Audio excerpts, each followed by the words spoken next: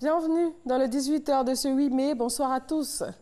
Lors du Conseil des ministres tenu ce mercredi, le gouvernement a adopté une ordonnance visant à réglementer la concurrence.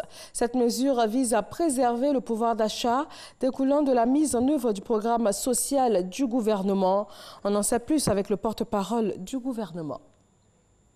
Du ministère du Commerce et de l'Industrie et de la Promotion des PME, le Conseil a adopté une ordonnance modifiant l'ordonnance du 20 septembre 2013 relative à la concurrence, ratifiée par la loi numéro 2013-877 du 23 décembre 2013, ainsi que son projet de loi de ratification.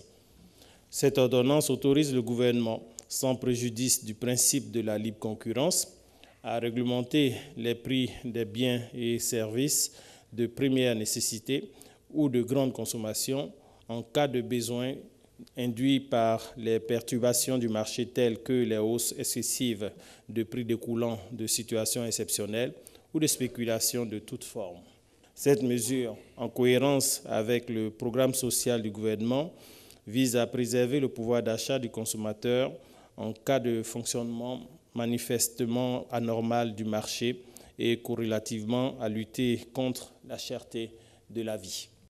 Le ministre de la Jeunesse et de l'Emploi des Jeunes a eu une rencontre avec une équipe technique de la Banque africaine de développement. Au cœur des échanges, la lutte contre le chômage des jeunes, à travers notamment le financement de divers secteurs d'activité. Pour rappel, l'emploi des jeunes fait partie du plan social du gouvernement ivoirien. En sport, football, la Côte d'Ivoire abrite la deuxième édition de la Coupe de l'Union des fédérations ouest-africaines des dames. La rencontre Côte d'Ivoire-Togo au stade Robert Champrou d'Abidjan-Marcory vient à peine de s'achever sur une victoire écrasante de la Côte d'Ivoire. Score final 5-0. Dans l'actualité internationale, il est toujours en convalescence. Le président gabonais Ali Bongo a reçu la visite de son homologue togolais Faure Gnassingbé hier mardi. Après le tête-à-tête entre les deux présidents, Faure Gnassingbé a dit avoir eu de bonnes impressions.